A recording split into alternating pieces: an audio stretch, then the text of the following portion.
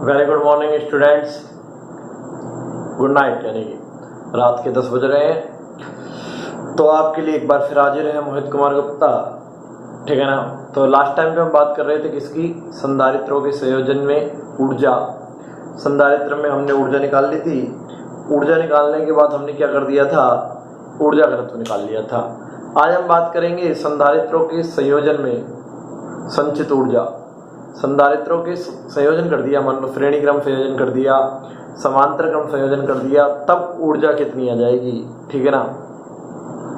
एक संधारित्र की ऊर्जा तो निकाल ली थी अपन ने, Q बराबर U बराबर क्यू स्क्वायर अपॉन 2C, ठीक है ना। U बराबर क्यू स्क्वायर अपॉन 2C आ गया था, CV स्क्वायर आ गया था, QV बाई 2 भी आ गया था, ठीक है ना। आज हम बात करेंगे संधारित्रों का जब संयोजन कर देंगे तब ऊर्जा कितनी आ जाएगी। तो लेकिन बहुत ही आसान है, कराने की बात भी नहीं थी। संधारित्रों के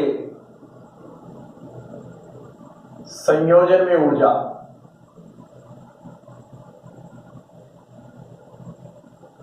संधारित्रों के संयोजन में ऊर्जा, सबसे पहले बात करेंगे श्रेणी क्रम के लिए। किसके लिए बात करेंगे, श्रेणी क्रम के लिए बात करेंगे। श्रेणी क्रम के लिए सबसे पहली बात होगी श्रेणी क्रम के लिए। किसकी बात होगी, श्रेणी क्रम की बात होगी सबसे पहले, कोई दिक्कत वाली बात ही नहीं है। तो अब आप इधर देखिए, श्रेणी क्रम संयोजन के लिए यदि n संधारित्र जुड़ रहे हैं जिनकी धारिता C1 C2 C3 dot dot dot Cn है, तो तुल्य धारिता कितनी आती है, 1/CS बराबर आती है 1/C1 plus 1/C2 dot dot dot dot dot 1/Cn। आप केवल समझने पर ध्यान दें, क्योंकि लिखने के लिए काम तो आपको पीडीएफ में करना है। समझने पर ध्यान दें और मैं क्या बोल रहा हूं उस पर आप ध्यान दें कि शब्दों पर गौर फरमाएं, ठीक है ना। श्रेणी क्रम के लिए तुल्य धारिता इतनी होती है n संधारित्रों के लिए, और श्रेणी क्रम संयोजन में जो संधारित्र में संचित ऊर्जा आएगी, कुल सभी संधारित्रों में संचित ऊर्जा जो आएगी, वो ऊर्जा आएगी सभी संधारित्रों में संचित ऊर्जा U बराबर half Q square upon 2CS। CS क्या है, सभी संधारित्रों में संचित ऊर्जा ये है ना, तो CS क्या है, सभी संधारित्रों की धारिता है। तो यहां देखिए, ये समीकरण 1 है, ये समीकरण 2 है। यहां पर CS क्या क्यों लिया है, फॉर्मूला होता है Q स्क्वायर अपॉन 2C, लेकिन हमको सभी संधारित्रों के संयोजन से निकालना है, तो C की जगह CS आएगा, ठीक है। तो 1/CS का मान उठाकर, 1/CS का मान यहां से उठाकर रख दूंगा यहां पर, तो U बराबर क्या हो जाएगा 1/2 Q स्क्वायर, और इसका मान हो जाएगा 1/CS का 1/C1 plus 1/C2 dot dot dot 1/Cn। ये हो जाएगा half Q square upon C1 plus half Q square upon C2 और dot dot dot half Q square upon Cn। ये हो गया ना। और भाई Q स्क्वायर अपॉन 2C क्या होता है, U होता है, तो ये पहले में ऊर्जा आ जाएगी, ये दूसरे संधारित्र में ऊर्जा आ जाएगी, और ये nवे में ऊर्जा आ जाएगी। तो कहने का मतलब है, श्रेणी क्रम संयोजन में जो संधारित्रों के संयोजन में कुल ऊर्जा आती है, वो सभी संधारित्रों में संचित ऊर्जाओं के जोड़ के बराबर आती है। हमने ये वाला सूत्र ही काम में क्यों लिया है, हमने ये वाला सूत्र ही आप काम में क्यों लिया है, आप देखेंगे कि हमने इसलिए ये वाला सूत्र काम में लिया है क्योंकि श्रेणी क्रम में आवेश समान रहता है, तो ये आवेश वाला सूत्र काम में लिया है। और 1/CS का मान कितना, ये उठा के रख दिए। तो जब कुल ऊर्जा आएगी संधारित्रों के संयोजन में, वो अलग अलग संधारित्रों में संचित ऊर्जाओं के जोड़ के बराबर आएगी। इतना क्लियर हो जाना चाहिए आपको, ठीक है। एक बार मैं शाही डाल लूं, थोड़ा कम चल रहा है। अब ऐसा ही हम समांतर क्रम संयोजन के लिए करेंगे कि समांतर क्रम संयोजन में बहुत सारे संधारित्र जुड़े हुए हैं n, तब जो टोटल ऊर्जा आएगी वो कितनी आएगी।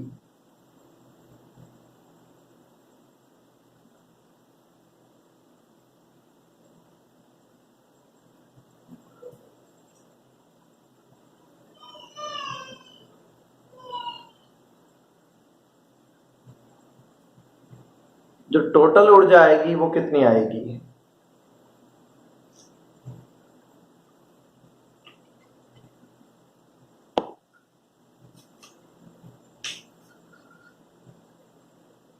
इधर देखना, दूसरा कर रहे हैं हम समांतर क्रम के लिए।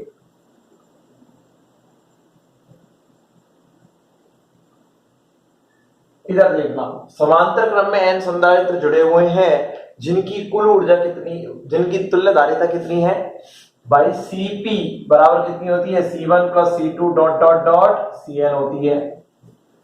और संधारित्रों के संयोजन के लिए ऊर्जा, जो ऊर्जा आएगी वो ऊर्जा होती है, वो ऊर्जा जो होगी वो ऊर्जा होगी आपकी कितनी, ऊर्जा का सूत्र मैं ले रहा हूं half CpV square, CV square होता है और P किसको बता रहा है, तुल्य धारिता को। Cp क्या आएगी, सबों की धारिता आएगी ना, CpV स्क्वायर। भाई ये वाला सूत्र काम में क्यों लिया है, यहां पर तो तुमने ये वाला लिया था, यहां पर ये वाला लिया है, दोनों ही ऊर्जा के हैं, क्योंकि यहां पर वोल्टता समान रहती है। समांतर क्रम में क्या समान रहता है, वोल्टेज समान रहता है प्रत्येक संधारित्र पर, तो इसलिए ये काम में लिया है। समीकरण आ गई 2, समीकरण आ गई 1। समीकरण 1 का मान 2 में रख देंगे, Cp का मान ये रख देंगे, तो U बराबर आ जाएगा half C1 plus C2 dot dot dot Cn V square. अलग अलग कर लो भाई, हाफ इसको लिख सकते हैं C1 V square plus half C2 V square dot dot dot half Cn V square, ये लिख सकते हैं इसको, कोई दिक्कत थोड़ी है। तो U बराबर इसका मान कितना है U1, इसका मान कितना है U2, तो जो तुल्य ऊर्जा आएगी संधारित्रों के समांतर क्रम में वो सभी संधारित्रों में संचित ऊर्जाओं के जोड़ के बराबर आएगी। इतना सा ध्यान रखना है कि यहां पर सूत्र ये वाला लेना है, क्योंकि श्रेणी क्रम संयोजन में आवेश समान रहता है, और यहां पर ये वाला लेना है क्योंकि समांतर क्रम संयोजन में वोल्टेज समान रहता है। अब बच्चों ये तो हो गया टॉपिक, एक सवाल ले लेते हैं, बहुत ही शानदार सवाल है। अनंत धारिता वाले संधारित्रों का संयोजन करना है और तुल्य धारिता निकालनी है, तो इसको मैं जल्दी से मिटा देता हूं, ठीक है ना, क्योंकि इस सवाल में भी काफी टाइम लगेगा। ये अंतिम क्षणों में ये चैप्टर चल रहा है, एक टॉपिक और रह रहा है बस, वो कल पूरा करा देंगे, ठीक है ना।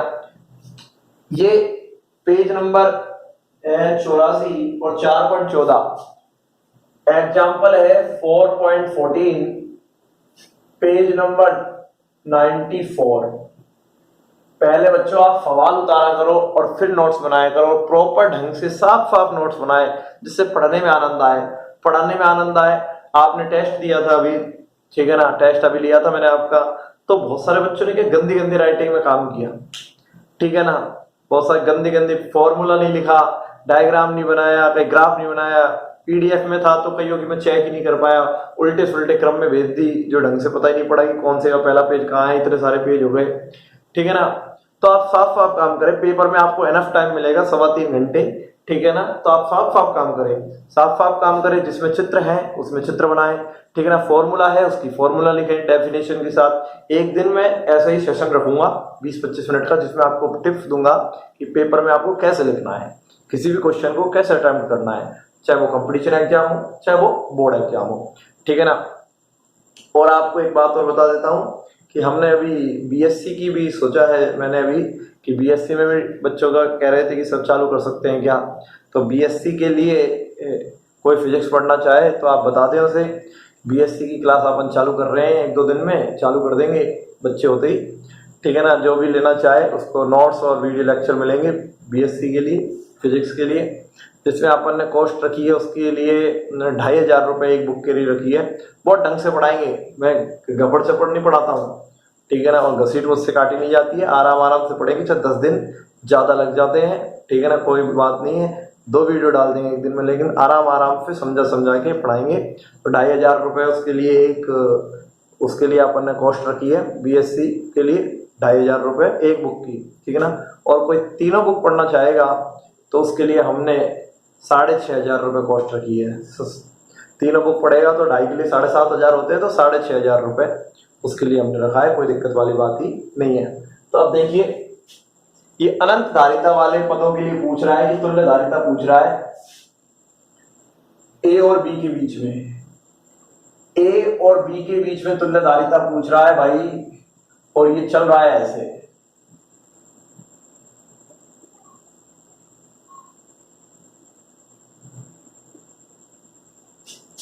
ठीक है ना, ये अनंत पदों तक चल रहा है, अनंत तक चल रहा है, वैसे चलेगा ये अनंत तक, ठीक है ना, कोई दिक्कत वाली बात ही नहीं है, अनंत तक चलेगा ये,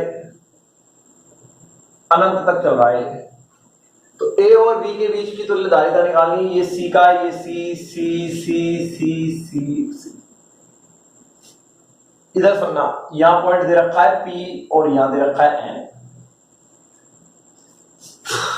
इधर देखना, ए और बी के बीच की तुल्यधारिता निकालनी है, ये अनंत पदों तक चल रहा है। अब ऐसे सवालों को कैसे सोल्व करते हैं, इधर देखना, मैं यहां से इसको अलग कर देता हूं, आपको दोबारा डायग्राम बनाना है भाई, ठीक है ना, उसी में गचड़ पचड़ मत कर देना। यहां से P और N जहां से पॉइंट है यहां से अलग कर देता हूं, यानी कि ये यहां से रिपीट होना चालू कर दिया ना, वापस जैसा ये था वापस ये आ गया, वापस ऐसा आ गया, वापस ऐसा आ गया, जैसे ये थे ना दो, तो ये वापस रिपीट कर गया, फिर रिपीट कर गया, तो कहां से रिपीट करना चालू करा, यहीं से तो करा रिपीट। तो जहां से रिपीट करना चालू कर देता है, जहां से दोहरान चालू कर देता है, दोहराना अपने मान को चालू कर देता है, जहां से पुनरावृत्ति हो गई संधारित्र को वहां से अलग करते हैं। ये दो ऐसे थे ना, फिर दो ऐसे आ गए, फिर दो ऐसे आ गए, तो यहां से इसको अलग करेंगे। और इधर सुनना बच्चों कि P और N के बीच की जो तुल्यधारिता होगी, मान लेते हैं P और N के बीच की, यहां से हटाने पर इन दोनों के बीच की तुल्यधारिता C1 है, P व N के बीच की तुल्यधारिता C1 है, तो P और N के बीच की तुल्यधारिता यदि मैं C1 मान लूं, ठीक है ना, यदि P व N बिंदु के बीच की तुल्यधारिता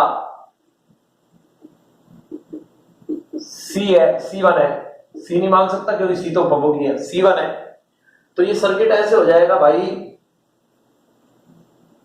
A B ये C और ये हो गया C1, यानी कि यहां से इन सभी की, यहां से यहां तक की इन सभी की तुल्यधारिता C1 है, यहां से यहां तक की जो तुल्यधारिता है सबों की वो कितनी है, C1 मान लेता हूं मैं, क्या मान ली, C1 मान लेता हूं, ठीक है ना। इधर सुनना, जो यहां से यहां तक की तुल्यधारिता है C1, वही तो A और B के बीच की तुल्यधारिता होगी। भाई ये अनंत तक चल रहा है, समुद्र है पूरा, और समुद्र में यदि 2 लोटा पानी ऐड कर दिया, ये 2 लोटे पानी है, तो कोई फर्क पड़ गया क्या, कोई फर्क ही नहीं पड़ेगा। तो यानी कि कहने का मतलब है P और N के बीच की जो तुल्यधारिता होगी वही A और B की होगी। ये मान लो यहां से यहां तक की अनंत पदों तक चल रहा था ये, तो अनंत पदों तक चल रहा है यहां से यहां तक, तो समुद्री तो है ये, और समुद्र में मैं समुद्र की धारिता कितनी आई है, C1, समुद्र की धारिता C1 आई है, तो समुद्र में यदि 2 लोटा पानी डालने के बाद पूछ लिया कि धारिता कितनी है, तो ये C1 ही तो आएगी, यानी कि यहाँ की धारिता होगी वही तो यहाँ की धारिता होगी, इन दोनों से कोई ज्यादा फर्क थोड़ी पड़ेगा, क्योंकि अनंत पदों में फिर 2 संधारित्र अलग कर दिए तो कोई फर्क ही नहीं पड़ेगा, समुद्र में फिर 2 लोटा पानी और ऐड कर दिया तो कोई फर्क पड़ेगा कि नहीं पड़ेगा। तो P और N के बीच की ऐसे सवाल ऐसे ही होंगे, P और N के बीच की जो तुल्यधारिता तुमने C1 मानी है वही A और B के बीच की तुल्यधारिता होगी, ठीक है ना। तो सर्किट ऐसा हो गया। अब ये देखो, ये दोनों किस क्रम में है, श्रेणी क्रम में। P और N के A और B के बीच की निकालनी है, तो इनको तो बाद ही बाद में छेड़ेंगे, ये दोनों किस क्रम में है, श्रेणी क्रम में। तो सर्किट हो जाएगा ऐसा,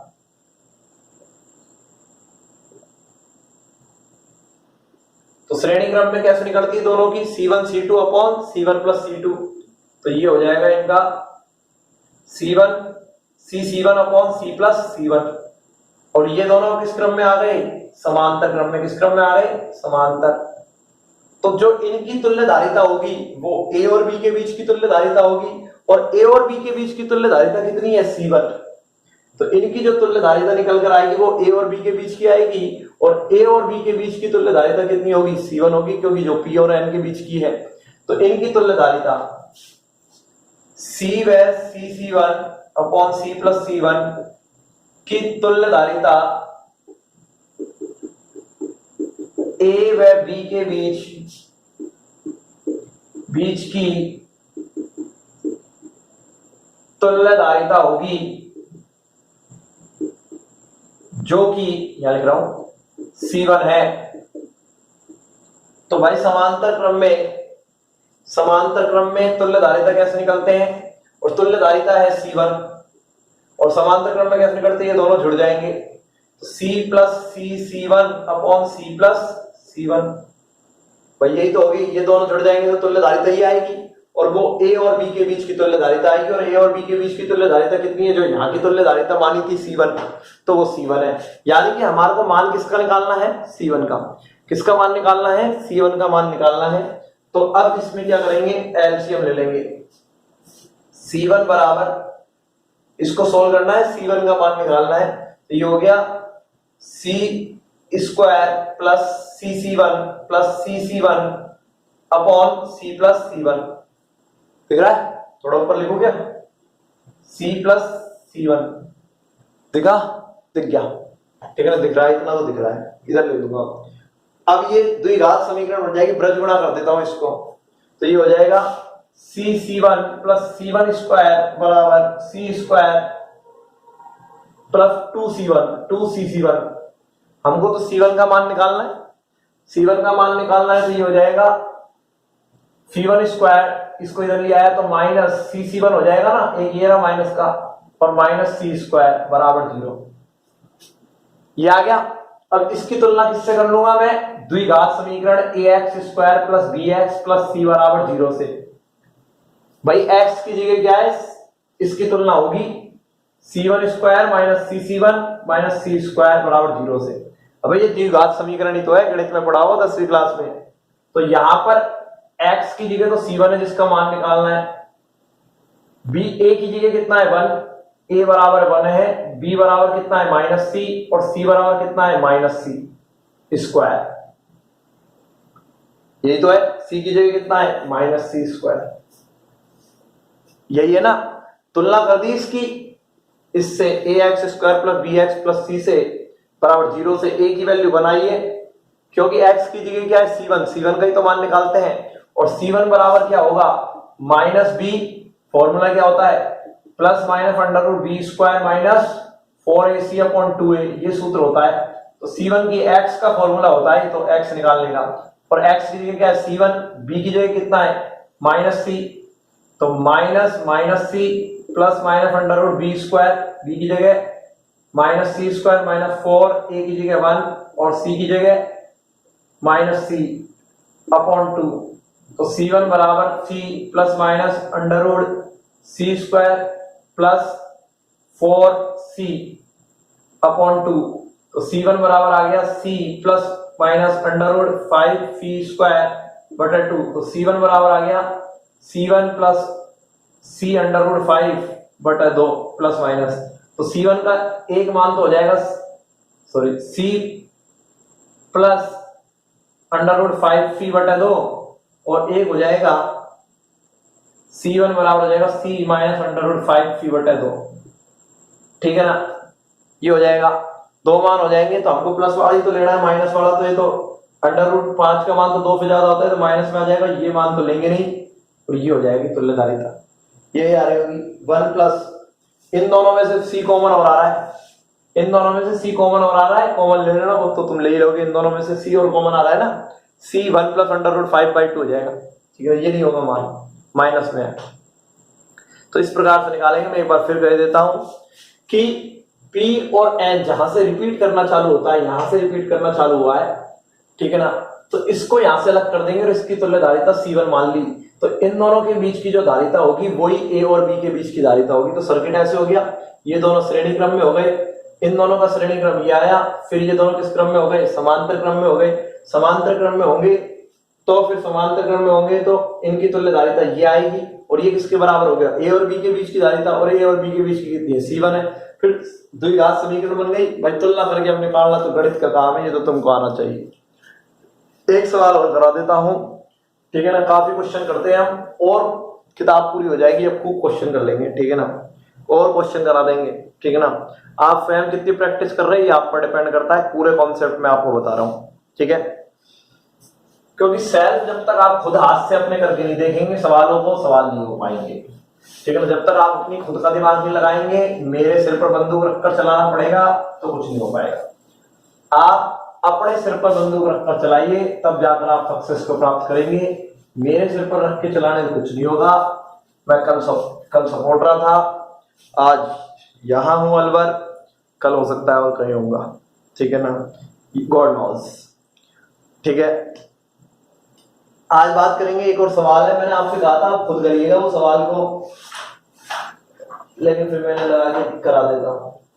सवाल ये है, एक तो क्या है, मेरा सारा सामान सपोर्टर रखा है, पूरा का पूरा सामान रखा है, वो मेरा जिसमें मैंने क्वेश्चन लिख रखे थे, वो डायरी भी खाली, रूम खाली किया था, जो रूम खाली किया था सब धीरेन्द्र के घर पर रखा है, सारा सामान कुछ भी नहीं लाया। मैं सपोर्टरा से भी आऊँगा एक दिन, जब वहाँ से सपोर्टरा से सामान लाऊंगा। तो अभी तो किताब ही उठानी पड़ रही है, ये किताब इतनी भारी है जो नीचे रखी थी, किताब भी कोई से लिए ही, ठीक है ना।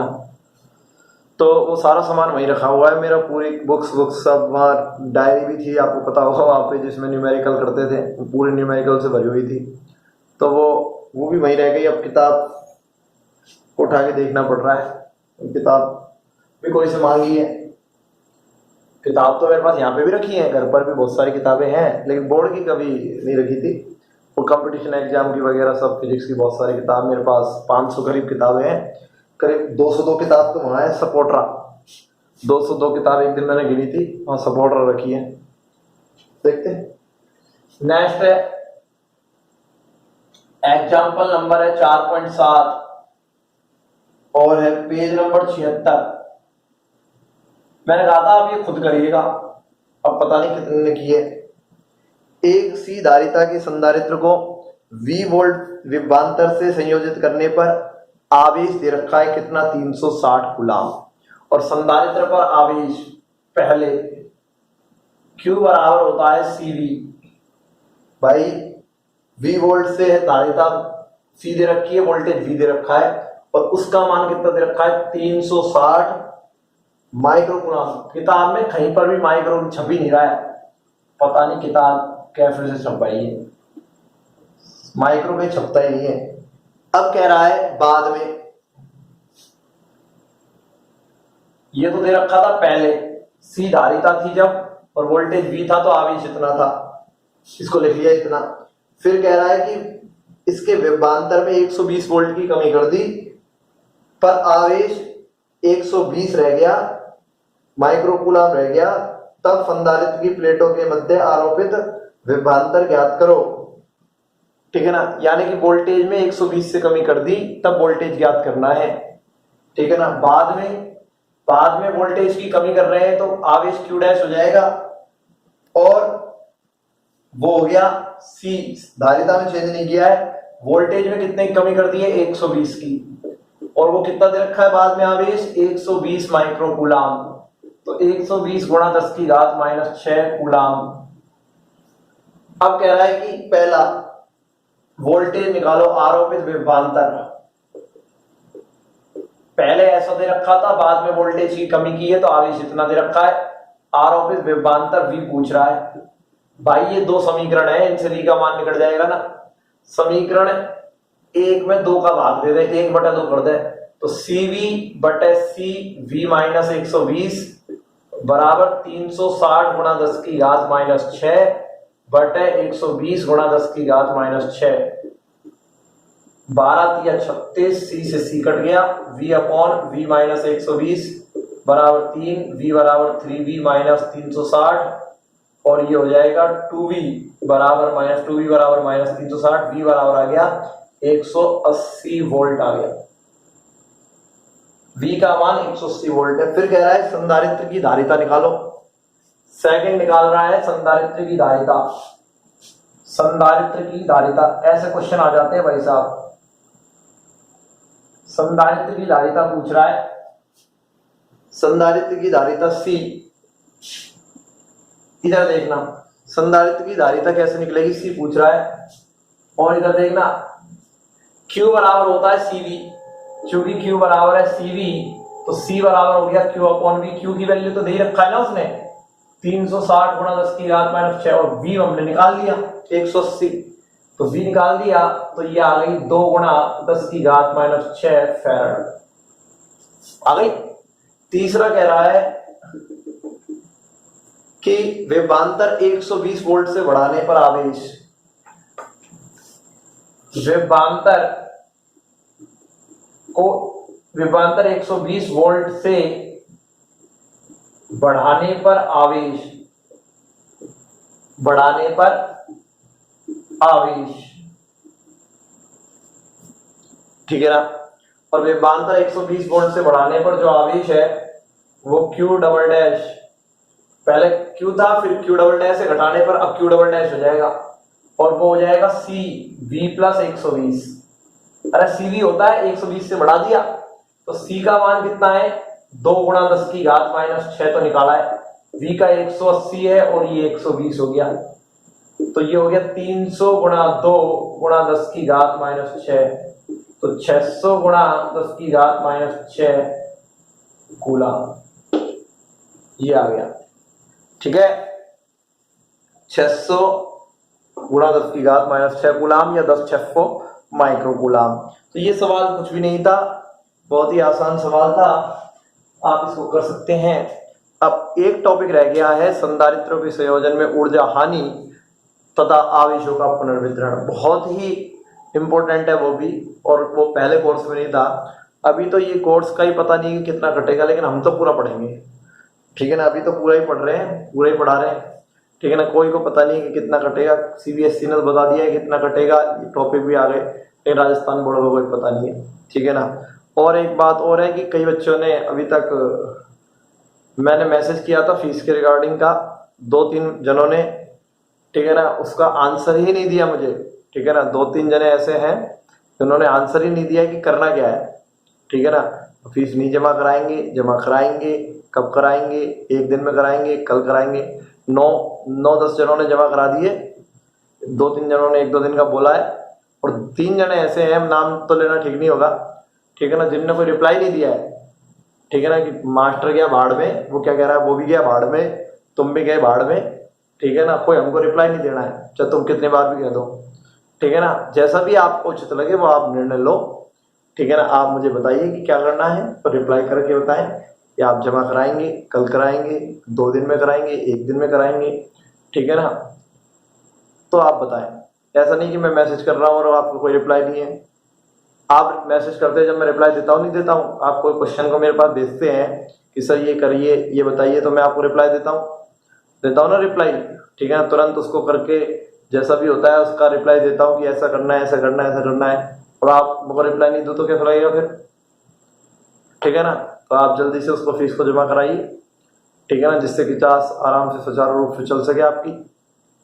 अब एक शायरी बहुत दिन हो गए नहीं सुनाई, क्योंकि वो पहले जो वीडियो आते थे 2-2 वीडियो मैंने आपको एक साथ भेजे थे, वो रिकॉर्डेड वीडियो थे, पहले से रिकॉर्ड कर रखे थे, तो लेकिन अब तो ये आज रिकॉर्ड कर रहा हूँ, ये कल सुबह मैं आपको डाल दूंगा, तो ये वाले वीडियो है, ठीक है ना।